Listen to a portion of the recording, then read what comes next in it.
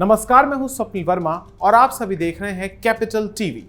1947 में दुनिया के नक्शे पर आया पाकिस्तान क्या 2027 तक कई हिस्सों में बिखरने वाला है? अपने वजूद के लगभग आधे समय तक पाकिस्तान उसकी पंजाबी मुसलमानों की फौज के बूट तले ही दबा रहा। पाकिस्तान में मौजूदा सिंधी, बलोच और पठानों को ना ही कभी इज्जत मिली और ना ही उनके जायज संवैधानिक अधिकार। तो ऐसे में आज हम पूछेंगे कुछ ऐसे सुलगते हुए सवाल जिनकी अहमियत पाकिस्तान के दृष्टिकोण से काफी ज्यादा है। क्या अगले एक साल में पाकिस्तान टूटने वाला है? क्या पाकिस्तान में फिर होगी सैन्य शासन की वापसी? पाकिस्तान में तख्ता पलट का इतिहास क्या पीओके खुद ही अपनी आजादी घोषित कर देगा? क्या फील्ड मार्शल मुनीर शहबाज को हटाने वाला है?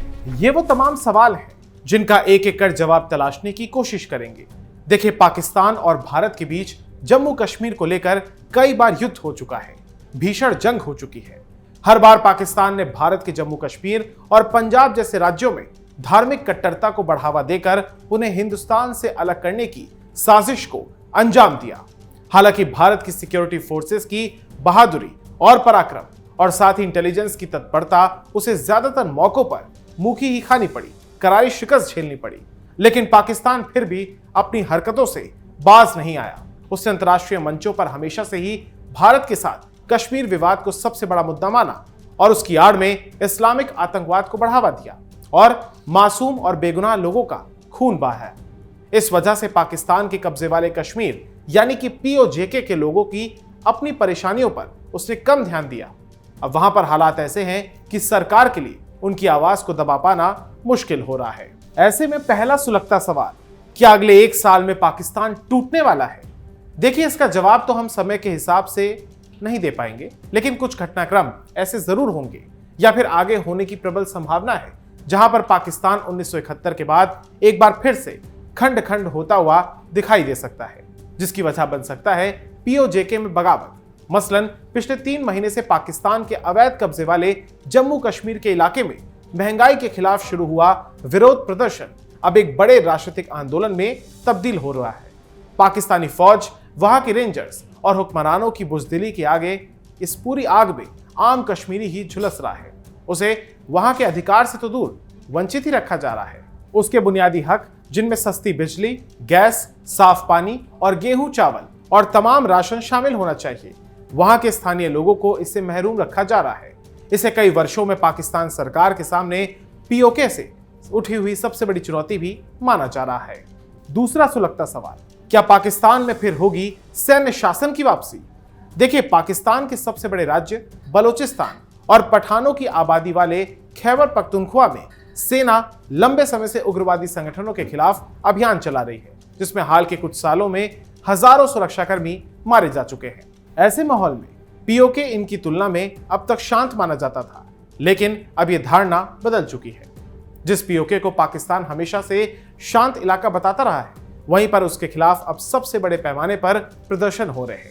इन सब चीजों में भले ही पाकिस्तानी फौज सीधे तौर पर इन्वॉल्व हो, लेकिन वो दिखाएगी कि शहबाज शरीफ की किरकिरी हो रही है और यही चाहेगी भी वो। इसके अलावा बीते दिनों वहां के आंतरिक मामलों के मंत्री मोहसिन नकवी ने पहले ही इशारा कर दिया था कि आखिर कब तक एक ही आदमी यानी कि आसिम मुनीर, जो कि रिश्ते में उसका जीजा लगता है, देश के लिए काम करता रहेगा और सिस्टम में बैठे हुए लोग उसे खोखला करते रहेंगे। अब जरूरत है पाकिस्तान में नई व्यवस्था लागू करने की। तो ऐसे में शायद सीधे तौर पर नहीं, लेकिन बैकडोर से हमेशा की ही तरह पाकिस्तान की कमान हमेशा वहां के फौज के हाथों में ही होती है। तीसरा सवाल, पाकिस्तान में सैन्य तख्ता पलट का इतिहास क्या रहा है? तो देखिए, भारत और पाकिस्तान के बीच सबसे बड़ा फर्क यही है कि भारत एक ऐसा देश है जिसके पास फौज है और वो संविधान के मातहत देश सेवा और राष्ट्र सुरक्षा करती है, जबकि पाकिस्तानी फौज एक ऐसी सेना है जिसके पास एक देश है। एक मशहूर कहावत भी है जो कि पाकिस्तान में अक्सर दबी जुबानों में कही जाती है कि पाकिस्तानी फौज कोई जंग जीती नहीं और कभी कोई चुनाव नहीं हारी।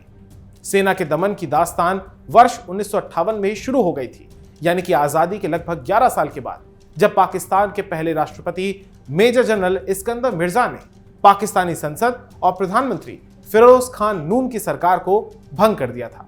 इसके साथ ही उन्होंने देश में मार्शल लॉ भी लागू कर army commander in chief general Ayub Khan को देश की बागडोर सौंप दी थी। 13 दिनों के बाद ही अयूब खान ने तख्ता पलट करते हुए देश के राष्ट्रपति को ही पद से हटा दिया था, यानी कि जैसे को तैसा। इसके बाद पाकिस्तान का दूसरा तख्ता पलट आर्मी चीफ जनरल जियाउल हक द्वारा किया गया था। जियाउल हक ने 4 जून 1977 को देश के प्रधानमंत्री जुल्फिकार अली भुट्टो को पद से हटा दिया था। इसके बाद तीसरे तख्ता पलट को रोकने के लिए तत्कालीन प्रधानमंत्री नवाज शरीफ सरकार ने पुरजोर कोशिश की थी। आर्मी चीफ रहे परवेज मुशर्रफ को पद से बर्खास्त करने के साथ साथ श्रीलंका से आ रहे उनके विमान को पाकिस्तान में न उतरने की शरीफ सरकार की प्लानिंग धरी की धरी रह गई थी। उससे पहले ही मुशर्रफ के वफादार सीनियर अफसर्स ने, यानी कि जो अधिकारी थे, 12 अक्टूबर 1999 को प्रधानमंत्री शहबाज शरीफ के भाई यानी कि नवाज शरीफ और उनके मंत्रियों को गिरफ्तार कर लिया था। चौथा सवाल, क्या पीओके खुद ही अपनी आजादी घोषित कर देगा? तो देखिए, पीओके में आंदोलन का नेतृत्व जॉइंट अवामी एक्शन कमेटी यानी कि JAAC कर रही है।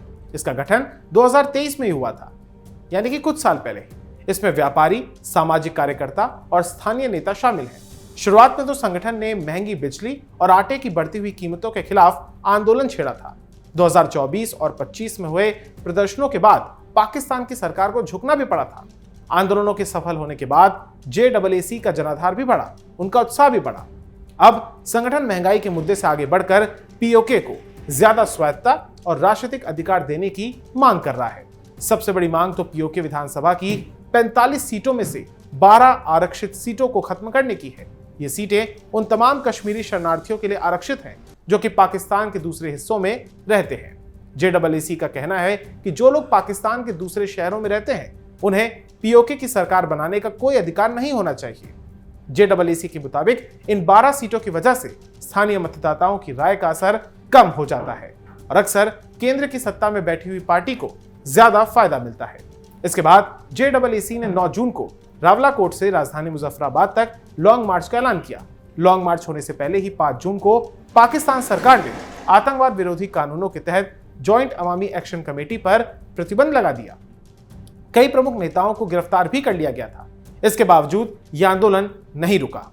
रावलाकोट में समर्थकों ने कई हफ्तों तक धरना भी जारी रखा, जबकि दूसरी तरफ सरकार और आंदोलनकारियों के बीच बातचीत भी चलती रही। स्थानीय अधिकारियों के मुताबिक जून की शुरुआत से लेकर 27 जुलाई तक प्रदर्शनकारी, पुलिसकर्मियों और आम नागरिकों समेत कम से कम 30 लोगों की मौत हो चुकी है, जो कि अलग अलग मीडिया रिपोर्ट्स के हवाले से कहा जा रहा है कि आंकड़ा 40 से 100 के बीच भी हो सकता है, जिसे पाकिस्तानी सरकार और फौज के डर से बताया नहीं जा रहा है बल्कि छिपाया जा रहा है।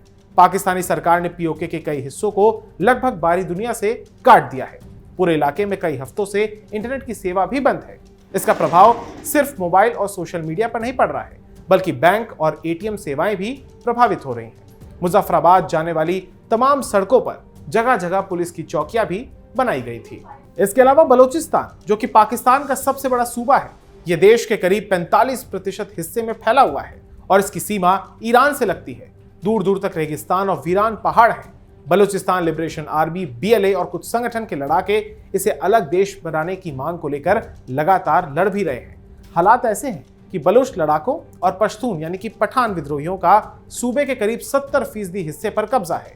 खैबर पख्तूनख्वा पाकिस्तान का फ्रंटियर यानी कि सरहदी इलाका है। डुरन लाइन, जो कि पाकिस्तान और अफगानिस्तान को एक दूसरे से अलग करती है। अफगानिस्तान में जब तालिबान की सरकार के 5 साल में खैबर के अधिकांश इलाके में इन्हीं का प्रभाव दबदबा रहा है। खैबर पख्तूनख्वा में पाकिस्तान सरकार का कोई कानून नहीं चलता है, बल्कि तालिबान का शरिया ही चलता है। अफगान तालिबान तहरीक तालिबान पाकिस्तान यानी कि TTP संगठन को अपने ठिकानों में पनाह भी देता है, ऐसे आरोप पाकिस्तान लगाता है। वहीं इमरान खान की सरकार ने 2021 में TTP के साथ सुलह की कोशिश भी की, लेकिन इमरान खान की गद्दी जाते ही TTP ने पख्तूनख्वा में अपने दबदबे को और ज्यादा बढ़ा दिया। वहां के पंजाब और सिंध के मूल निवासी भी खैबर पख्तूनख्वा और बलूचिस्तान में अपनी पोस्टिंग नहीं चाहते हैं, क्योंकि कई बार ऐसा हुआ है कि वहां पर टारगेटेड किलिंग्स हुई हैं। 5वां और आखिरी सवाल, क्या फील्ड मार्शल मुनीर शहबाज को हटाने वाला है? तो इसका जवाब पेचीदा है। कुछ लोगों का मानना है कि पाकिस्तान में पहले ही अनऑफिशियल तरीके से सैन्य तख्तापलट हो चुका है और मौजूदा प्रधानमंत्री अभी सिर्फ एक रबर स्टैंप की तरह ही काम कर रहे हैं, यानी कि चेहरा शहबाज का और रणनीति आसिम मुनीर की। पाकिस्तान में सेना प्रमुख जनरल आसिम मुनीर ने आर्थिक नीतियां इसके अलावा विदेश कूटनीति और कानूनी संशोधन के जरिए अपना रसूख बढ़ाया है। प्रधानमंत्री शहबाज शरीफ को पीछे छोड़ते हुए देश की वास्तविक और सर्वोच्च सत्ता अपने हाथों में केंद्रित की है।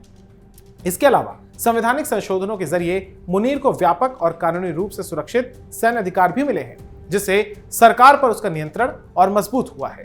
इसके अलावा स्पेशल इन्वेस्टमेंट फैसिलिटेशन काउंसिल यानी कि SIFC जैसे तमाम निकायों के माध्यम से अर्थव्यवस्था और नीतिगत फैसलों की चाबी भी सीधे सीधे सेना के पास है। और हाल ही में अमेरिका, सऊदी अरब और चीन जैसे अहम देशों के दौरों में मुनीर ने प्रधानमंत्री शहबाज शरीफ की तुलना में खुद को मुख्य और निर्णायक केंद्र के रूप में पेश किया।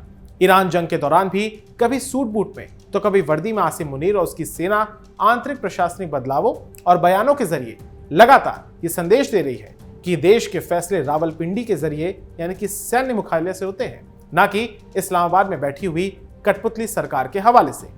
बहरहाल POK में उठा यह आंदोलन ऐसे समय में हो रहा है जब पाकिस्तान पहले से ही कई मोर्चों पर सुरक्षा चुनौतियों से जूझ रहा है। एक तरफ अफगानिस्तान सीमा और उससे लगे हुए खैबर पख्तूनख्वा में TTP के लड़ाके पाकिस्तानी सैनिकों के लिए जी का जंजाल बने हुए हैं, तो वहीं दूसरी तरफ पाकिस्तानी सेना के हाथों से कई गांव और सीमा चौकियों का कंट्रोल भी चला गया है। ऐसा भी कई जगहों पर दावा किया जा रहा है, यानी कि पाकिस्तान का उत्तर हो या दक्षिण, सब कुछ उसके विपरीत ही जा रहा है। आपको ये जानकारी कैसी लगी हमें कमेंट बॉक्स में जरूर बताइएगा, और अगर आपको ये वीडियो पसंद आया हो तो इसे लाइक और शेयर कीजिएगा और हमारे चैनल कैपिटल TV को सब्सक्राइब कीजिएगा। धन्यवाद।